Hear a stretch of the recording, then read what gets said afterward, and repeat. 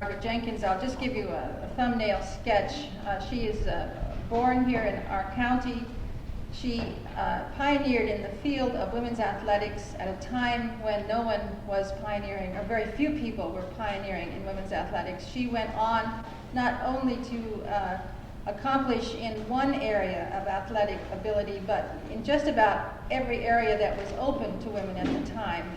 And this will come out in the talk as I interview and talk to Margaret with slides. She did even more than accomplish in several areas of athletic endeavor. She managed to set an American record in the javelin, which she held for 5 years, which was broken finally in 1932. But then she turned around and managed to get into the 1928 and the 1932 Olympics. So we have with us a true pioneer. And I'd like to introduce Margaret to you at this time. Margaret, would you like to stand up?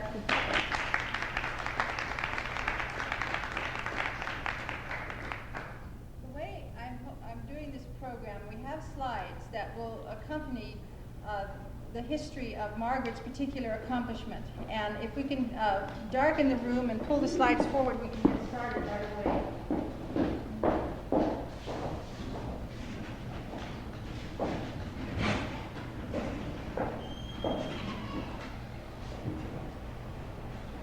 Now, the format is that if anybody wants to ask questions, please go ahead. I will be talking with Margaret. I have about 10 or 12 slides prior to introducing Margaret's particular contribution, simply to give you a little background on the history of women in sports and the history of sports itself, which is a little bit surprising when you get into the analysis of why sports developed in society.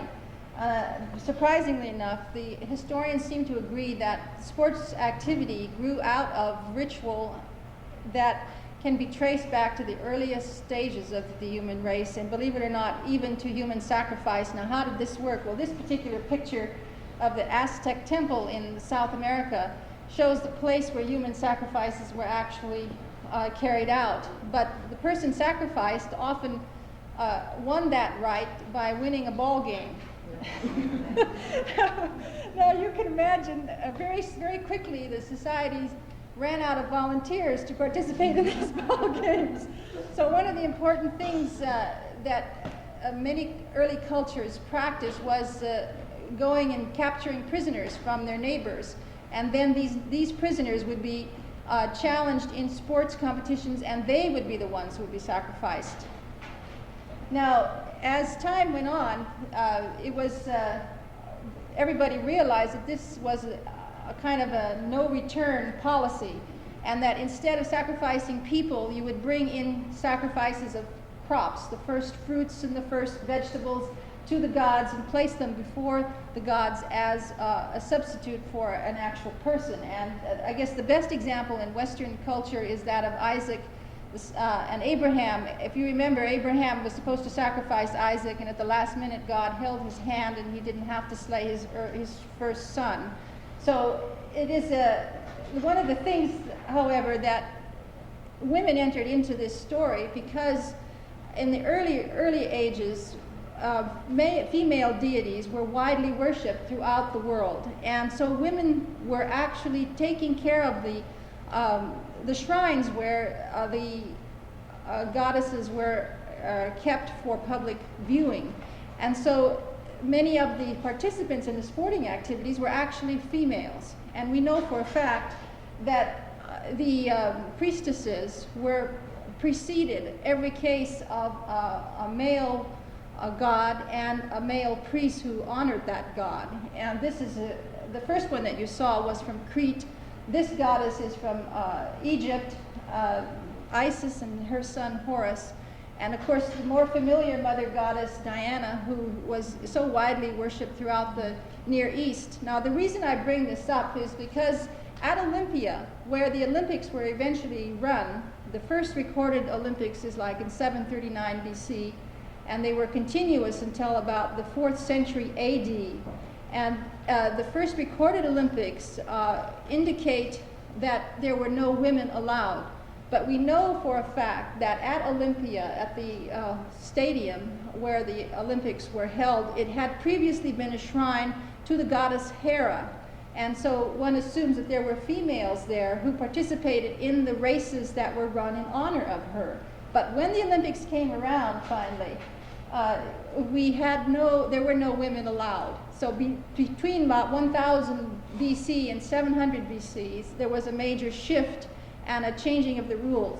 But the question of women being athletic and being sports-minded perhaps comes down to us from the ancient world, mostly in the figures of the Amazons. And this was taken from a frieze of the Greek period showing the Greek men, athletes and soldiers in combat with the female Amazons, who are also athletic, you can see, very adept at what they're doing. There is also a memory of the fact that women ran races and that women were symbolized victory in the question or in the person of Nike, the winged goddess of victory. And here you see her in the form of, with her wings and looking very much like a woman running a race, which without question was not an unusual event in the very early period. But by the time that the Olympics were actually instituted, no woman could come to the stadium, let alone participate in the Olympic events. And of course, if she did, it was on pain of death. There was only one way in which a woman might participate, that is if she owned a horse and the horse won a race, which was ridden by males, then she had a small way to participate. Otherwise, there were no women in the early Olympics. But here you see the discus thrower, and in a classic form of the discus from a very early period. Now, this particular sport obviously grew out of the time when you wanted to hit your enemy on the head, and accuracy was very important. So you could see the origins of this particular sport probably were in war. And the javelin as well, is the spear, the throwing of the javelin from the Greek period, right, the earliest period actually in human experience. Spears have been one way of bagging your dinner. Now, we move to the modern time. I wanted to bring this picture as a kind of a male Adam and Eve in the Garden of Eden, the modern Garden of Eden. And here she is doing her knitting and he's drinking a cup of coffee. And I bring this up to question the whole area of what women and what men are supposed to and what they can do. Is it genetically inherited that men are to be athletic and aggressive and women are to stay at home and cook and knit? Or is it something that our culture tells us to do? And this is a question which becomes a very real one when we look at the way male children and female children are actually dressed and acculturated. You can see that the little boy is already wearing a t-shirt that has epaulettes on the shoulder, and that the little girl is in a frothy, delicate, very feminine dress. So how does this affect the way in which we are told whether or not a girl can go on and become an Olympic athlete? Well, in Margaret's time, before Margaret's time, let's go back. It's pretty close. In the Victorian age, I'm leading up to the time that the Olympic movement was reintroduced into the Western world, and that was in 1896. The first Olympics were held again after 1,550 years of not being conducted. But the founder of the modern Olympics, Baron de Couperin, had very definite ideas that women should not participate in the athletic sports or any kind of competitive sports, and he held a very common view, and it's very important to trace this idea in the Victorian period. This is a picture of Florence Nightingale and her sister, painted in 1838, and it shows you the way women were idealized at the time to be very a kind of wispy and soft and very delicate in looking, delicate looking. But as you know from the history of Florence Nightingale, she was a tiger in in women's clothing. And the clothing, of course, did not hold her back. But the definite way in which women were trained were to be passive and home bodies, reinforced by the way in which they were kept within the house and not encouraged to go out and do things physically. Now, as the 19th century progressed, you found women becoming more opulent and even more structured and constricted in the way the body was supposed to look. And here you see the woman with a very tight cinched waist. Her waist is probably pulled into about 18 inches. And you often wonder why so many 19th century women fainted. Well, it was obvious that they couldn't breathe. And the other thing about it was the woman began to be a reflection of her husband's wealth. And of course, doing anything on her own, what could she do in a dress like this besides sit beside her husband at an opera and be admired? But things began to change. In the 1850s, the women's movement began in earnest, and Emilia Bloomer decided that this ridiculous code of dress was too painful for anybody with intelligence and who wanted to accomplish anything. And so she introduced what was called the bloomer, and it was ridiculed up and down the United States and across into Europe. And in this particular portrait, the comment underneath was that she wants to wear her brother's pants. And of course, it was thought to be the very gauche and very disrespectful and completely out of character. But there were a few women who continued to fight in the course for a change in women's dress. This particular portrait by John Singer Sargent in 1895 shows you that in that 50 or 60-year period from the time of the first dress that I showed you of the 19th century, the idea of women wearing man's clothing was being accepted at least at a social level. And this woman is wearing what would be called the prototype of the shirtwaist dress, reflecting the increased numbers of women who were in the workforce by 1900. And it's showing also the change in mode from this earlier period. And then, of course, the woman in the bloomer costume who actually rode a bicycle. Now, this was an unheard of thing, and the bloomer was outrageous to many, and the bicycle itself, introduced in 1870, became a means which a lot of women were able to break out of the confines of their homes. Now, here we have Margaret. Would you like to tell us a little bit about the lady on the far left? The far left is my mother, and she had several bloomer outfits, and one was a little bit skimpier than the average.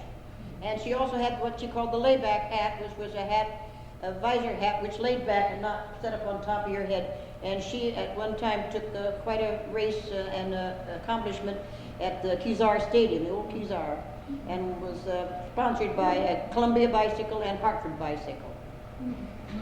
And Margaret, now what do you think this group would be doing? Would they be doing a race on it? Yeah, they probably were going on some kind of a race or some kind of an affair. These are San Jose men. I'm pretty sure Tony Delmas and Joe Delmas. I'm not sure of that other lady, but they belong to the Garden City Cyclery, which is still in existence, I may add. And this picture they belong to that. And they sponsored her with another bicycle, which was a racer bicycle, which was a man's bicycle when you came down to it, but she could beat anybody on that bicycle. She rode to Oakland, took the ferry across the bay, then rode down to San Francisco side as an afternoon outing. Margaret, were you encouraged to do this kind of activity yourself? How were you raised in terms of expectations and? Well, I wanted to go to the snow, and she said, well, there was no road up to the snow, and I said, well, I'd like to go up. I've never seen it. On the top of the Santa Cruz Mountain. She says, come on, I'll walk you up. So with that, we walked up the Santa Cruz Mountain. And I couldn't do much else. I mean, she was very active, and you couldn't expect me to change much either. Margaret said you couldn't expect her to knit. No, you didn't expect me to knit when she was out riding a bicycle. Now, I just want to give a little background on Margaret's family. Her grandfather was an early California pioneer and a Santa Clara pioneer. This is the residence of Evans Jenkins in Mountain View, where today is Moffett Field. He owned 155 acres and was a blacksmith in Mountain View as well as a grain farmer. And he was actually a homesteader. Is that right, Margaret? Yes, yes, He had this skid house over here on the side. yes, they can move that around.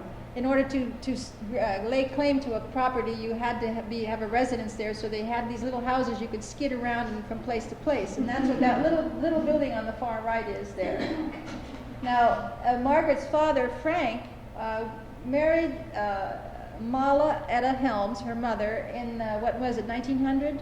1896. 1896, and moved to Saratoga, where her father was a fruit farmer as well as a fruit buyer. And Mala is standing in the center there with her hands on her hips, crossed in front of her.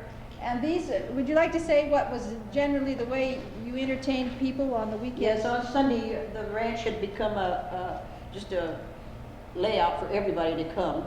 We never got to go anywhere, everybody came there. And it became quite a nice ranch, and plus the fact that he did introduce the citrus fruit into that area, into the Saratoga area. Another picture showing the ladies visiting on the weekend going to the tank house. Of course, one of the big thrills for city people from San Jose was to come to the country in the springtime. And this is blossom time. Blossom time, right. And they all went to the top to look at the blossoms. Now, getting back to the Olympic history, in the meantime, Margaret was growing up on the farm, born in 1903, and went to school at Saratoga Grammar School. Now, Margaret, what was the first indication that you might have some athletic ability? Well, they were short of boys.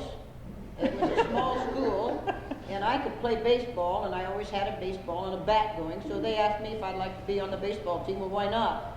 But I could play most any position, and pretty well. And so I became a member of the boys' baseball team. Were there any other girls on the team? Well, one tried for it, but I think her mother objected because she was kind of afraid that else she might break her glasses, for one thing. And secondly, it was not quite accepted. Now, at this time, from Saratoga Grammar School, you went to Santa Clara High School. Yes, and later I went to Santa Clara High School. And then at Santa Clara High School, there was actually an athletic program. Now, what did it consist of exactly? It was 5 schools, Saratoga, no, not Saratoga, Mountain View, Campbell, San Jose, Santa Clara, and Los Gatos. And we used to get together every now and then, and we could play games together. But it was a rarity because it wasn't being done in every place. But they had to have something for the girls to do and have some kind of a team. And usually it was a baseball or basketball team. Later I went into the tennis department and made a little showing there. But, now, what did your father say to encourage you? yes, every time you knock a home run, I'll give you $1. He got tired of that after a few. That was canceled. Well, you see, Margaret was in the habit of slamming home runs in 2 or 3 times a game. So that $1 in those days was a lot of money. So he got himself into hot water. But your father was also very encouraging. Now, he trained you in various sports, which generally were not open to women. Now, what were those things? Well, hunting was one, hunting and fishing, both. And to this day, you still love to fish? yes, I'm a very good fisherman, incidentally. I mean, she's being modest. Practiced long enough. She has consistently beat out everyone else in the Sierra, in Lake Tahoe, when they have fishing competitions. In fact, they canceled the competition because Margaret, wasn't that something of the... Well, I got too many trophies and awards for the derby, for the fishing, so they canceled it. Said they had no more girls. So you learned that from your father as well. Yes, And in fact, you and essentially... he liked to play ball, too. Essentially, you had 2 very supportive parents in what you were doing. Yes, both of them. In each way. Now, this is a picture we're looking at. As I said, Baron de Couperin was against women in the Olympics, and he was pretty much his opinion was pretty much the opinion of most people at that time. This picture is from 1906. Now, we did have an American woman compete in the 1900 Olympics, which were held in Athens. Margot Abbott won the golf championship and the Olympic medal on that occasion, but barely after that were there any women allowed. In fact, the question came up on a very heated level at about 1910 and 1911. Now, the man who was really the power force on the U.S. Olympic Committee was James E. Sullivan. And he had some very definite ideas about women in sports. Now, this is just about the time that Margaret is getting started in sports at Santa Clara High School and so forth. So let me read to you what he felt about women in sports and amateur athletics. Of course, you know, the Amateur Athletic Union of the United States does not permit women or girls to be registered in any of its associations and does not sanction open races for women in connection with American Athletic Union events. Now, this next part is very important. The Board of Education and the Public School Athletic League are very pronounced in relation to open competition for girls in athletics. They have no desire to make girls public characters. Now, there was at that time in New York a woman who was like Margaret, only older at the time, very much in favor of women in athletics, and she became very vocal. She was very irritated because of Sullivan's ruling, twice denying the American girls the right to swim in the 1912 Stockholm Olympics, and on one other occasion, she was denied the opportunity personally to enter the diving competition. And so she wrote in the New York Times in rebuttal to Sullivan, he is always objecting and never doing anything to help the cause along for girls' American Athletic Union. He objects to a mild game of ball or any kind of athletics for girls. He objects to girls wearing a comfortable bathing suit. He objects to so many things that it gives me cause to think he must be very narrow-minded and that we are in the last century. He is opposed to women in any event in which they could not wear a long skirt. And so that you see here in 1906 a kind of compromise between women wearing a full athletic uniform that would enable them to do major sports and a kind of appropriately Victorian dress for women, which allowed them at least to participate in what this is, a gymnastics exhibition in 1906 in Athens. Now, it took somebody like Greta Garbo to really change for the popular culture as well as for the athletes what women were allowed to wear in public. And here you see her looking like $1 million in her slack suit. And don't we all wish we looked like that in slacks or elsewhere? In fact, I saw her in Mata Hari. She was on television over the weekend, and she, in that film, also wore pants underneath a dress kind of outfit, which illustrated her forward-lookingness and her desire to bring women into the 20th century.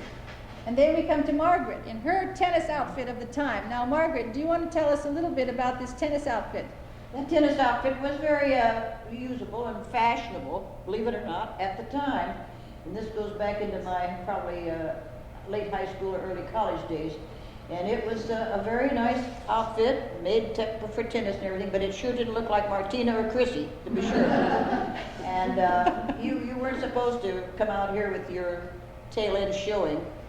You had to have at least a dress on, and you didn't wear slacks when you were in a tournament.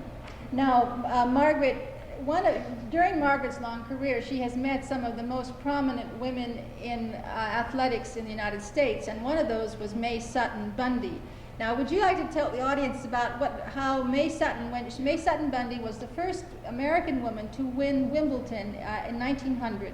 And would you tell them what happened when she got onto the court wearing an outfit like this and what she did? Yeah, she had an outfit that was a little longer than this one, very much like this, and she had I have a little short sweater on here, it's a warm-up sweater, and she had a blouse, and of course a tie, and nice beautiful cuffs and everything, and with that she unbuttoned those cuffs and rolled up the sleeves, and Britain gasped with breath. Horrible. She was showing her wrist and her part of her forearm, but in the meantime she won the Wimbledon. You have to hear it from the source in order to appreciate the kind of battle that women were up against in trying to become athletes. Now, the reason I read you from Sullivan was that his attitude, which he expressed very flat out, was shared by most of the athletic establishment of the United States, including San Jose State. Now, Margaret went on to San Jose State from Santa Clara High School, and there she encountered the Sullivan attitude, we'll call it the Sullivan principle, in the athletic department. Now, Margaret, perhaps you can tell us about the athletic director, Marion Conover and Maud Lombard, and what they threatened you with at various times. They threatened me with not recommending me for one thing or flunking me in something else. And they didn't want me to take part in athletics because I was on the weekend in tennis tournaments and several other things. And they were constantly badgering at me for doing something. Now, I don't know what finally became, but when Miss Conover left, then a couple of other girls took over for in the meantime, but she badgered them too because one of the girls was a good swimmer. And she wanted to swim in some of the meets, and she got so mad at her, and she'll call her a show-offer and an exhibitor, and I don't know what all. Of course, she couldn't do it herself, so she was jealous that she couldn't do it too, I guess. But Nadine was a good swimmer and had won a few medals in her swimming, Pacific medals, and she threatened her too. But Miss Lombard came on, and she had more of this dogmatic type of attitude, and it came out of Wisconsin, as I remember, some of it. Both of those women had gone to Yeah, the University of Wisconsin. Some of the other places did sponsor a little bit more in athletics than Wisconsin, but they were very, very rigid on that. Just to give you a little bit background about women in sports in general, when San Jose State first began as a school in San Francisco, they offered only 2 events for women, and not as events, I should say, but forms of exercise. One was calisthenics, and the other was gymnastics. By the time Margaret got there, they had expanded the program extensively and added a PE major, which Margaret pursued along with her teaching credential. And by that time, they were teaching and allowing the girls to participate in baseball, tennis, volleyball, swimming, archery, hockey, speedball, and basketball, all of which were encouraged as non-competitive events. And if there were any competitions, it was between schools, but not in individual, in the case of making a woman into a public spectacle according to the Sullivan principle. So the thing about Margaret was that she was able to perform at an excellent level in all of these fields. She was probably the best all-around athlete that Santa Clara County had produced until this time. She excelled not only in the tennis, but she began to perform. There was one break in the administration of the school when one woman took over for a couple of years. Her name was Laura Heron, and she encouraged Margaret to compete in a particular event. Now, Margaret, do you want to tell us about that event? Well, she wanted us to compete at San Jose State in what she called a telegraphic meet, that several schools had done this work and got together, and then they telegraphed it to a headquarters and to see how each one would do. And what did I say? One of the schools was at Swarthmore. Oh, Swarthmore, yes. Swarthmore was always a little bit bolder than the rest, and so they could be. But so she wanted me to compete. Now this doesn't happen to be that time, but she said, "Have you ever thrown a javelin?" Pardon me, a what? You know. So she said, "I'll get you one. Yeah, I think you can throw the javelin, and you can throw the baseball, and you can throw the basketball. Those were events too, I may add." By that she means that you threw the baseball and the basketball for distance. Is that yes. right? And so anyway, it was an event in those baseball I days. could literally throw it out of the block. In fact, I did throw it a full block. And but she wanted me to throw, but she came over and she said, "Oh, you got second. You know something?" And I said, "Well, I'd never seen this javelin before. I'll have to think about this some more." She said, "Well, that's all right. You did fine. You got second." But she said, "I want to apologize." She said, "I had you throwing the man's javelin." Which weighs more than the... That I didn't know there was a women's javelin, she said. That's how new the sport was to women and to Margaret. She didn't recognize the specifications either. It was that new. All right, so Margaret then took up the javelin as a competitive event and began to compete in the West Coast in events that allowed not only the javelin, the baseball throw and the volleyball throw, and there was a shot put, and what else was there where you could compete? Basketball. They eliminated the basketball, but they kept the baseball quite a while. That was supposed to be a good girls' game. All right, and then a group of you went up for the finals in Eureka in 1927. And this was a very important event. The best female athletes from the West Coast were present. And in the question of coaching, Margaret was herself already becoming a coach of a younger girl who was interested in being an athlete. And what does the NCAC stand for? National Collegiate Athletic Association, NCAA, And NC2A it's called. And so this was, and then you, of course, were representing Yes, the Northern California. We wanted this little girl to continue. She was interested, and we said, come on now, we're going to take you up there to Eureka, and you're going to go in the meet, and you're going to become an athlete. And she went along and ate her chops and everything for breakfast and did just like everybody else, even though she was only about 10 or 12. She stayed with it. Now, Margaret, you went, during this period of the 20s, you were actually competing in various events and had broken the first record of the javelin by throwing it beyond 100 feet. Is that right? Yes. And Yeah, then I think it was about 100 feet, but I think I threw it on this occasion about 127 or something like that. this became the American record. That became later, and then I threw it once, after that was around about 130, and that was an American record. But now it has to be 230. Now you understand the javelin is different now than it used to be, just as the pole vault is different. The javelin is lighter, it's made out of different material, it has more carrying power, and it isn't stiff like this. This is just a piece of wood.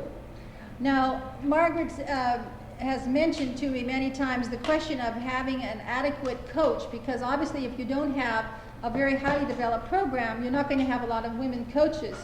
So Margaret, what did you do in terms of a coach? First of all, let's say who these people are. On the right is Dink Templeton. Yes, on the right is Dink Templeton. And on the left, Charlie Paddock won gold medal in the sprint 24 games probably. in the 1920 and 24. And so he was called the world's fastest human at that time. He was the first man to be called that. Now, Dink Templeton was from Stanford. Now, tell us about Dink. Well, he was a great athlete. He played in all the sports areas, soccer and American football and rugby football, and he was a great sportsman and a very fine sports person. And when he graduated, he was taken from graduation to the coach, and he was called the boy coach in those days. He was just the same age as the kids in school when you came right down to it, and he offered to help me. Now, what happened? How did you come to meet Dink Templeton? Well, I just took it upon myself. I thought I'd better go and find somebody, and I thought I'd go talk to him and see what he was like. So I'm sitting there in the bleachers, and just went up to him and introduced myself, and he said, well, you know, what about it? And so I told him, if you could show me how to do the javelin better or something. Well, he said, I never thought of it. But after thinking about it for a while, he decided it would be kind of a lark for him. So he did help me with the javelin and taught me from throwing the javelin from a trailing position to an overhead casting position, which is held above the head, like you see the men doing it. And that he's figured that way the javelin could carry them. So he helped. Now, he asked me to be that day to be one of the field judges, and I think I have a badge hanging on me there. And Charlie Paddock was there. But Charles tried to make that team that year, but he said he just couldn't cut it. So he gave up on it. But he had won too. He had won, yes, and he was called the fastest human at that time. He broke the 100 in 10 flat. He broke it. What was the reaction to you as being a woman on the Stanford athletic field among all those men? The only woman, by the way. Yes, I know, but finally I got another girl to come with me. But usually I took a friend along, but he asked me that I better get permission. So I went to Dr. Mosier, the head of the physical ed department, and asked her permission. And she looked at me over her glasses and kind of sized me up one side and down the other, from her ground gripper shoes to her cravat. And finally I told her that it would not only be a great recommendation for the university, but it would be a wonderful recommendation to her personally in her department. She's the head, and I said, you'll be the one that broke all this information and got a champion. Well, she said, I better talk this over. So she and the other ladies talked it over, and they decided it wasn't a bad idea after all, that maybe the Stanfords would break down the rules and let their people compete. So Marion Holly from Stanford did take part in the 28 games, thanks to Dink Templeton. It's thanks to Margaret, actually. Margaret, tell the group how you got Marion Holly into this sport. Well, I saw her running around jumping there at the sorority house. And she jumped funny, and I told her, I said, try it again, let me see what you're doing here. So I went over and I told Dink Templeton, I said, do you know something? There's a girl over there that rolls when they jump. He said, all girls scissor. And I said, this girl rolls. He said, bring her over, I want to see her. So when I took her over, he agreed she did roll the men's style of jumping. This is over, instead of scissoring. You're talking over the height, yes, the right, bar. Yes. So we practiced on Angel Field and in the stadium, the two of us together. Okay, now you see, under Dink Templeton's coaching, Margaret, it was that period that Margaret actually broke the American record. We probably could call it the world's record, but records were kept so poorly that we don't know how far the javelin was being thrown in other countries. But she had broken the record and held it close to 130 feet. So the Olympics rolled around for 1928, and for the first time, finally, you see, the Sullivan principle died with Sullivan, fortunately in 1914. But then that was too late. The Olympics for 1916 were canceled, and no women, obviously no one went to the Olympics because of World War I. In 1920 was the first time the women swimmers got a chance to go to the Olympics and show what they could do. And the American swimmers won 4 out of 5 gold medals in that 1920 Olympics. But they still did not have any track and field women. So for the first time in 1928, they had track and field, and of course our Margaret decided she was going to go to the Olympics. What happened, Margaret? There was no javelin event. So what did you do? So I told Dick Templeton, there's no javelin event. And he said, well, what do you care? You hold a javelin record and everything. I said, I can make it in something else. He said, no, he says, you hold a record in the javelin, and that's all. I said, I'm going to make it in something else. And he said, now who put that idea into your head? And I said, you did. You tell your athletes they can do anything. And so I'm going to get a discus and throw it. So on a luck shot, I threw it into 3rd place and made the team. This was 2 months before the trials that Yes. she decided. I hadn't seen it before that. I hadn't seen a discus ever. So Dink actually got her a discus, and he was able to give her a little bit of coaching, and she went to the trials and placed, I thought it was 2nd, but you said it's 3rd. Well, I placed 2nd in one and 3rd in the other, yeah. Okay, and so she went to the 1928 Olympics. And here's a picture of the ship, the SS Roosevelt, going to Amsterdam in 1928 with the Olympic team on board. And here's Margaret on deck in the official Olympic outfit, which, by the way, is hanging in the exhibit on women's suffrage. Right now, she's got 4 pieces that she's loaned us of her athletic outfits. Now, by this time, this is another thing. By this time, women wearing shorts were accepted. Now, Margaret, do you want to say anything about the changeover from bloomers to shorts? Well, I was going to be in track, and I was sneaking around in the back lots, of course, in Santa Clara. So I went and got myself a pair of shorts, and came a flashing out in the shorts, and I'll tell you, it stopped the town. They all came out to look at what was going on here. And so after a few days of getting their curiosity settled that I was still just playing and throwing the discus or the javelin, they came out and offered to help, and were very helpful. Santa Clara wanted to sponsor me and have me represent Santa Clara, which they did and which I did, and had the big seal of Pratlow on the back of one of my training shirts. Pratlow was one of the major canneries in Santa Clara up until a few years ago. And so anyway, they got used to it finally, but they had not seen a woman in shorts or spiked shoes. Now, some of the events traveling across, of course, there was no airplanes, and so you had this long journey over. Yes, it was a long journey. We went the southern route, unfortunately, and it took about 3 days longer to cross. But a few of the sports people could practice, and here are the fencers. Now, Marion Holly, Margaret, where is she? Right there on the far left is Marion Holly from Stanford. And can you pick out anyone else there? No, I don't know. I guess I took the picture. I think this next one you can see a few of the... All right, there's some of us from California, and one from Chicago. And Margaret's on the far left. Yes. Also on board ship in the 1928 Olympics. Now, California was leading the nation in terms of producing athletes, and this is a picture of the California contingent to the 1928 Olympics. And I believe Margaret's dead center in the 3rd row. I think so, yes, right in the middle. Now, the accomplishments of the Americans in the 1928 Olympics was very disappointing, and they attributed part of it to the fact that they had loaded too much ice cream on board the ship. They said that they had enough ice cream there for at least 3 or 4 crossings, but by the time they had got over to Amsterdam, all the ice cream had been eaten, and there was no room. There was no room left. They had all 10 days crossing the Atlantic did put a terrible crimp in your training, that's for sure. And then once You don't think I could throw a discus from that shipboard, do you? No. And many other things were the same. It was too long a crossing. Now they'll fly you over there in 4 or 5 hours, you're okay. Now this is the, all right, now we've got 1928, Margaret threw the discus and came in about 7th or 8th, and 1932 rolls around and Margaret is spotted in the back lot again in Santa Clara. And what happened, Margaret?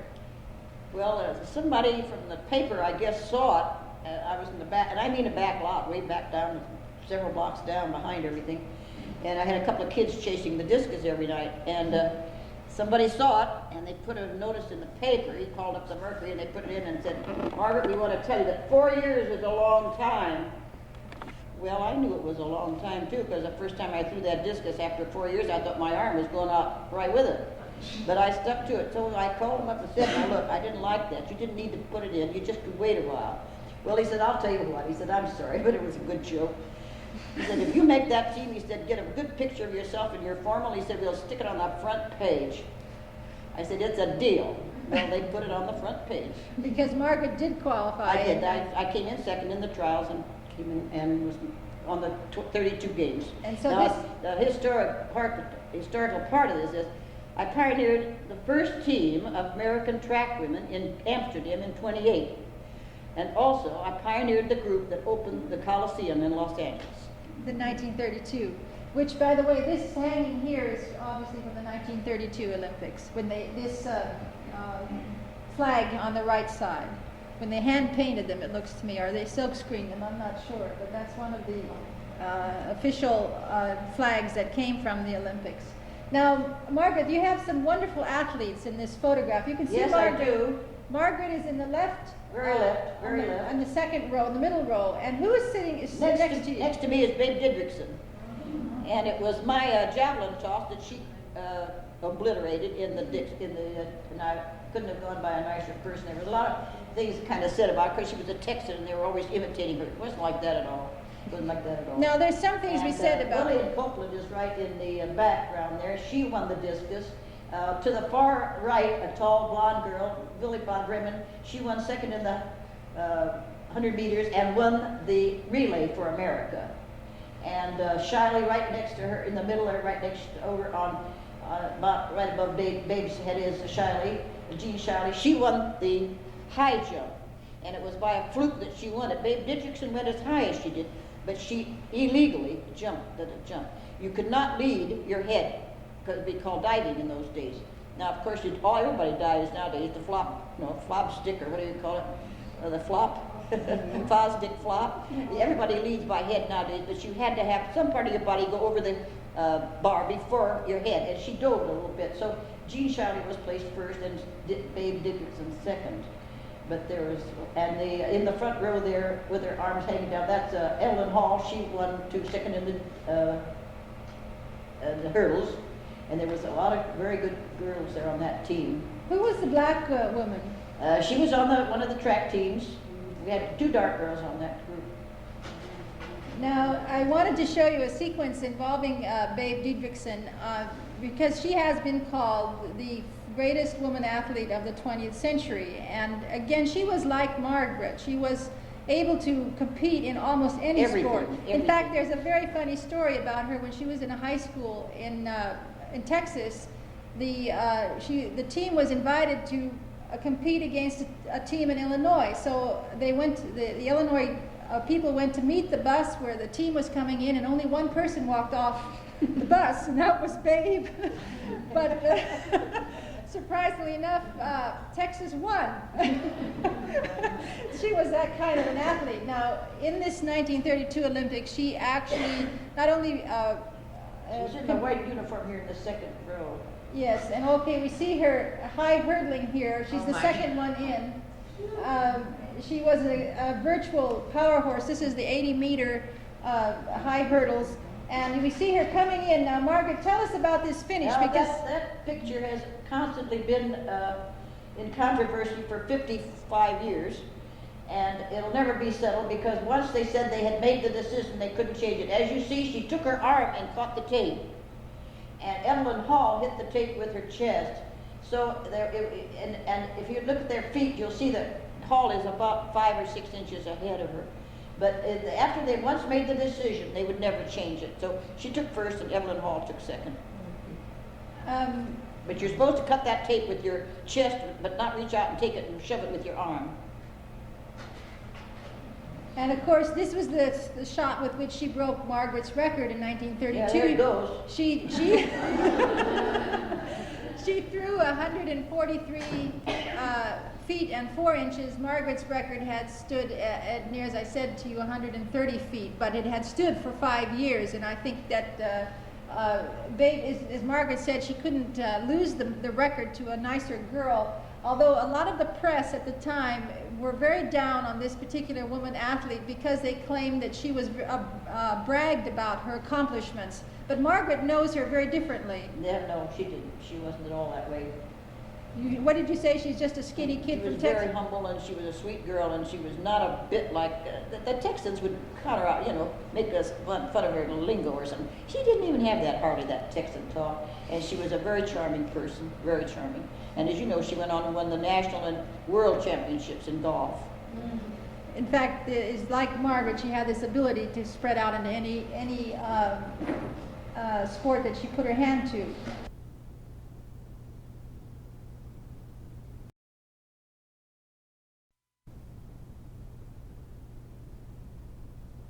Competition is the spice of life, Lillian Copeland. Now, do you remember anything about her? Yes, she was nervous. You couldn't have your coach on the field. She was nervous, and she kept saying, I'm not getting my spin right, I'm not getting my spin right. And I said, Lillian, put your toe against the top of that circle there, and just lean back and throw it. Don't make a spin. Just give that thing a big H of a throw. And she just leaned back and threw it and went about 4 feet past everybody else and turned around and looked at me, and I just, you know, and she had just crossed somebody else's record and made it, and was very thrilled with it. In other words, you actually coached her to win, to break. And it was her javelin that I was using that day. I made the record too. So they did. So you did it. She didn't want me to use it at first. Then she said, "Well, they said they'd throw it out," and they said, "Well, I don't care. Come on, Jenkins, you can use my javelin if you want." And then she came over and, "Well, I didn't tell you to throw it out of the lot."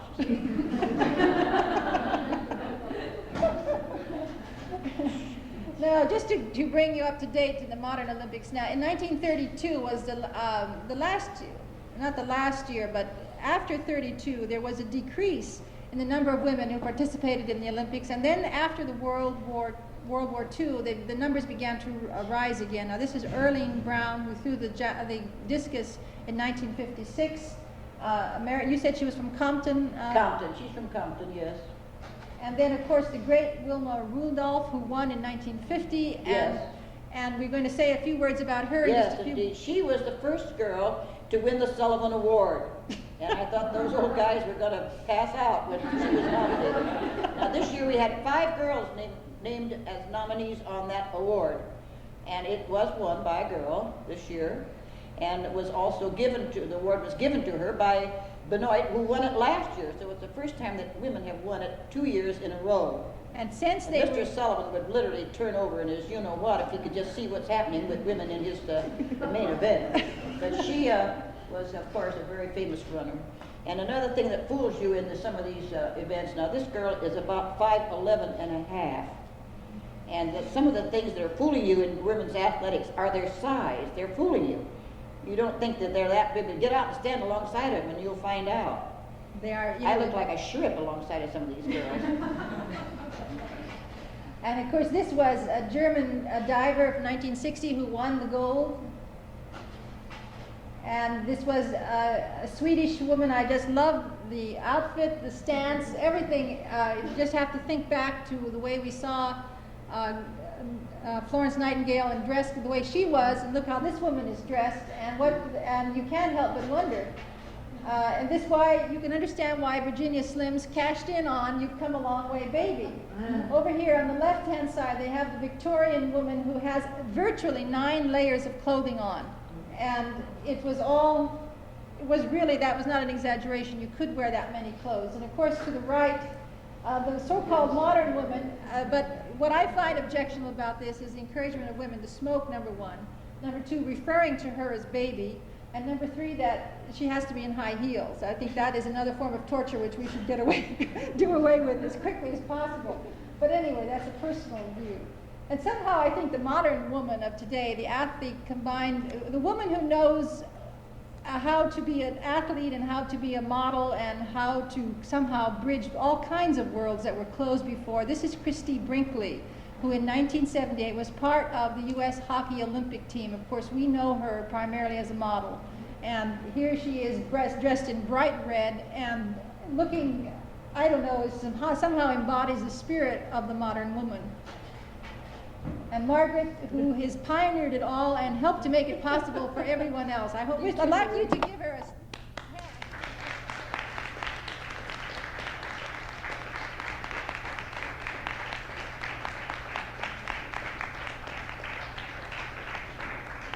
Now, Margaret has agreed. Can we have some lights? Thanks, Tim. Just click it off. To answer any questions and perhaps to summarize, I know she had some things she wanted to say about how she feels about modern sports and women in sports. She's going to do something for you, though. She's going to show you. I'm not getting ready to throw the discus. Our uniform at the games in Los Angeles were white madras dress with a little invisible stripe, a white hat, white shoes, too tight to wear for much marching, and a bright colored little vest as your dress uniform. Well, let me tell you something, in 50 years. If you laugh, I don't care.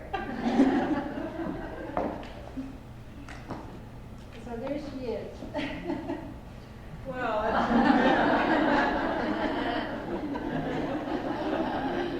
shrunk. Well, it fit once anyway. I probably weighed more then than I do now, but it's distributed a little differently. And I just wanted you to see what can happen to you in a few years. Like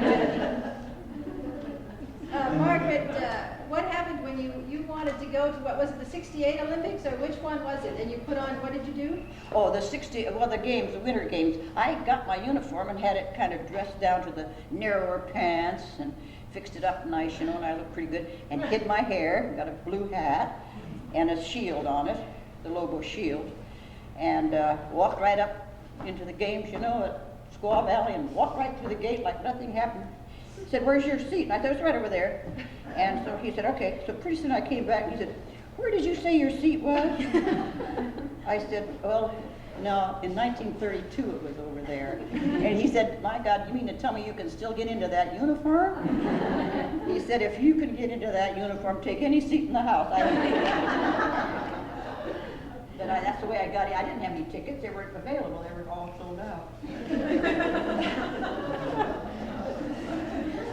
I just want to summarize a few things that we both felt we can say about the advancements in women in sports for the last 50 years since Margaret was a pioneer. There's been, first of all, an improvement in the performances of women. There is an increase in the number of events available to women. There is an increase in the number of women participating in sports on an international basis. There is better media coverage for women participating in sports. And there is an acceptance of women who participate in sports, and that perhaps is one of the major thwhile As Margaret said, one of the final ironies of this last few days since while we were preparing this was Jackie Joyner had been named and nominated and then chosen as the winner of the Sullivan Award. It seems to me to be a very appropriate tying up of this story because she is a heptathlon competitor, and that's 7 events. And the decathlon is not open to women yet, but the 7 event is, and her particular claim to fame was to break the world record by 202 points, and then go on to the Olympics and break that 202-point record by another 13, and that's when she won the gold in the Olympics in the last Olympics. But Margaret had some comments that she wanted to make also, summarizing how she feels about women in modern sports. Well, in our present format, the women in athletics is turning professionally faster than you can keep track of them. And it's going to be a bad thing. For instance, Some of our girl athletes of 12, 14, and 16 have turned professional while they're still in pigtails. As you remember, we had one in pigtails here a few years ago, to the detriment of their health. Neither one of them, Stacy or Jager, are now in tennis because they injured their health. And they were just turning into a heavy competitive sports long before they were able. Now, Europe does not permit young people to take part this heavily in sports because of this chance of hurting themselves. Then another thing, we have a very avid parents who are shoving their kids into professionalism. And of course, I don't know whether I want to blame them or not, because some of these girls can do something. I'm sure you all know Mary Redden's teeth and all. But when her mother sees that she can get $100,000 or $200,000 for one commitment on one product, maybe on some kind of Nabiscos or something, why not? They're going to take it. You can't blame them. They're going to take it. And the parent is at fault in one way. They're shoving their kids into professional baseball way too soon. And they're going to find out it's going to hurt them in the long run. Then there's another thing that has happened, is that certain ethnic groups realize that they could become more recognized if they would take part in sports.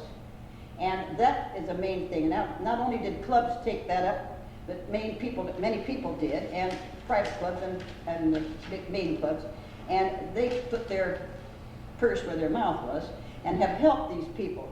However, to the detriment of some of us and to the zealousness of some alumni, and I'm sure you've been reading about this, it has brought on a very sad situation in our colleges, in our universities, and in many cases lawsuits. And some people have been ruined by it, and not only did it make the athlete himself, overnight he was a millionaire, it broke him down to the place where he probably lost control too, as you read about in many cases of our athletes of today, what has happened. And they're just not able to handle it.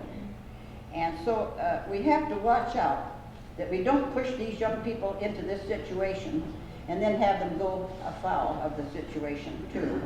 And professionalism in skating for girls, in tennis, in golf, in some in swimming, and some certainly ice skating, and you know many of those champions. And now we have to combat the women professionals in basketball and volleyball. There are professional teams going all over. These girls are getting a lot of payment for this, and they're going to take it. They're not going to turn it down. But the unfortunate situation is that these things don't always add up to good sportsmen and good sportsmanship. They're ruining some of the theories of true sports and athletics. They're getting all this money, and I don't know whether we can combat this attitude or not, but it's a headache. And many people are being ruined by it. Athletes in college are having a terrible time. But I'm just hoping that we can live through it and perhaps have sports for women in a more open way, and not have to put that almighty dollar behind it. But these girls are making millions overnight. And I was just asking Yvonne coming up here, how much do you think, for instance, Martina's worth? Well, she guessed 10 or 12. Well, it's closer to 15. So you see, when a person can make 15 million in 5 or 6 years, why not take it? You're not going to lick it, that's for sure. And I'm just in hopes that some of these people will be able to live through this situation and put it back on the sport league, where you can go out and play a game of tennis and don't have to get paid $150,000 for it. What were you saying about basketball and volleyball? I didn't understand what you were saying. About what's that? About basketball and volleyball. Well, the new basketball team is a professional women's basketball team, and the volleyball team is a professional women's volleyball team, and they're getting well paid for it, especially if you are 6 feet or 6'2". The girl has decided that she might as well capitalize on that size, so she's playing that. We've got 2 girls playing basketball with men's teams too. Anybody like to ask any questions or make any comments? Yes, Helen. I grew up in Massachusetts and unfortunately didn't know about Margaret Jenkins. It was my idol when I was little. Babe was? Yes. Oh. And I believe Louise Woods was a black girl on 28 Olympics. Can you hear to Helen? What'd you say? Helen, can you come up a little closer perhaps? You know, Louise Woods, I think her name was, she was in track. in Yeah. 1928. 28 and 32. I remember seeing her practice over in Malden, Massachusetts. Well, where was that in? Malden, Massachusetts. Oh, yeah. Now, was the third, you had several girls from Boston on that group too. I remember that. That's right. She used to go by my father's place of business, and he told me she was like, "Look, We also practiced in Newark, New Jersey. We moved over to New York, and we moved to several places as we were back there practicing because of the weather. Anyone else like to share any memories or? I see it. I see it. Yes. I'm just wondering if Margaret has contributed any kind of athletic endeavor. Does she do anything now, physical? Margaret, do you do anything now physical? Oh, you saw that. You saw the way that thing fit, didn't you?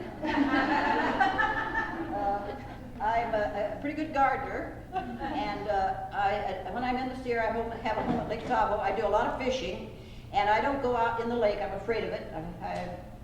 One of our pictures there showed with me with Eric Krenz, who was lost in an accident in the lake. He was on our team.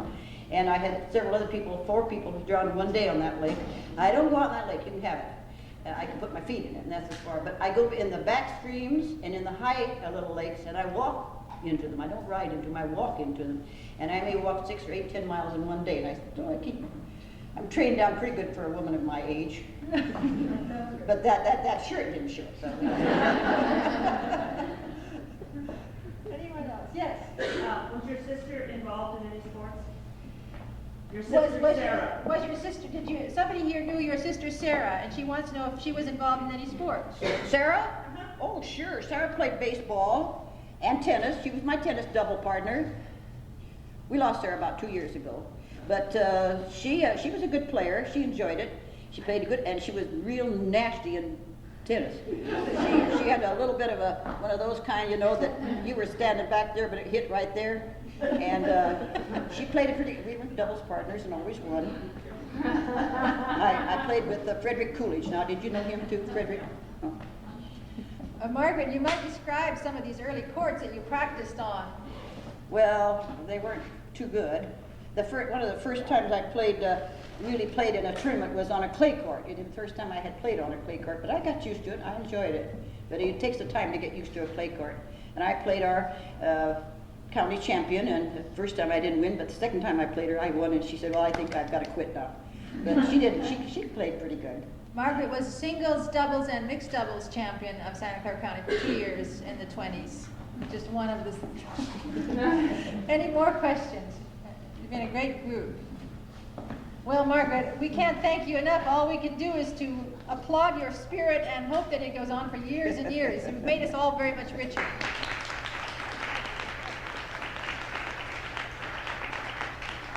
You're welcome to come up. Margaret has brought some of the pictures from the Olympics and some of the memorabilia, and you're welcome to come and browse up and ask for any more questions if you like.